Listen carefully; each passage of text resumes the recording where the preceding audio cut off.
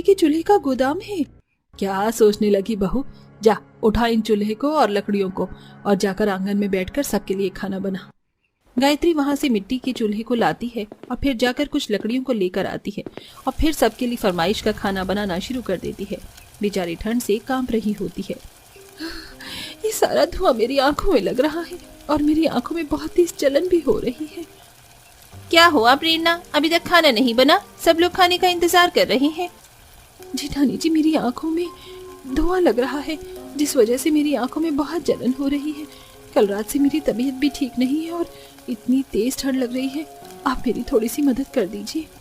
तुमने मुझे पागल समझा है क्या? मुझे तो खुद इतने वर्षों बाद छुट्टी मिली है तुम्हारे आने के बाद, और तुम्हें लगता है कि मैं फिर से इस चूल्हे में घुसूं तुम्हारे लिए?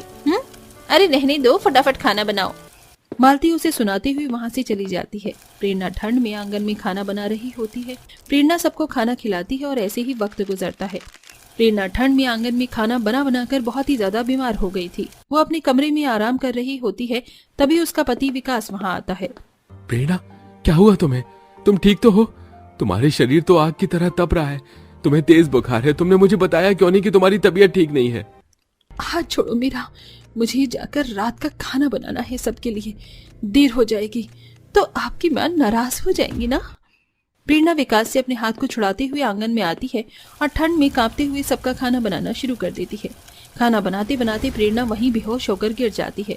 विकास प्रेरणा को उठाकर कमरे में लेकर आता है। गायत्री फोन करके डॉक्टर को बुलाती है। ठंड की वजह से प्रेरणा का टेम्परेचर बहुत डाउन हो गया है, जिस वजह से उसे बुखार लगा है और आंखों में भी इन्फेक्शन हुआ है पोल्यूशन की वजह से।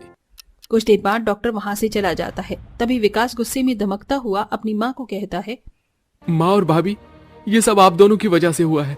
दिन रात आंगन में रखे चूल्हे पर आप प्रेरणा से खाना बनवाते थे। इस ठंड में प्रेरणा चुपचाप सबके लिए खाना बनाती थी और धुएं की वजह से उसकी आंखों में भी इन्फेक्शन हुआ। प्रेरणा ने मुझे कई बार कहा कि उसे चूल्हे पर खाना बनाना नहीं आता, पर फिर भी आप लोगों की इज्जत करके चूल्हे पर खाना बनाती रही, जिस वजह से उसकी आज ये हालत है। अगर आप लोगों ने उसकी थोड़ी भी मदद की होती तो आज वो ठीक होती। विकास की बात सुनकर विकास की माँ को बहुत दुख पहुंचता है और उसे उसकी गलती का एहसास होता है। दूसरी तरफ मालती भी अपनी गलती को मानते हुए कहती है, हाँ देवर जी, आप सही कह रहे हैं।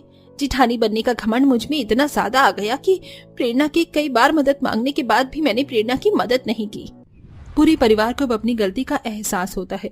कुछ दिनों बाद प्रेरणा की तबीयत अब ठीक हो जाती है और पूरा परिवार मिलकर काम करता है और अब चूल्हे पर भी कभी कभी ही खाना बनता था। बाकी टाइम गैस पर खाना बनाकर पूरा परिवार खाना खाया करते थे, जिससे प्रेरणा को भी राहत मिली। तो दोस्तों, कैसी लगी आप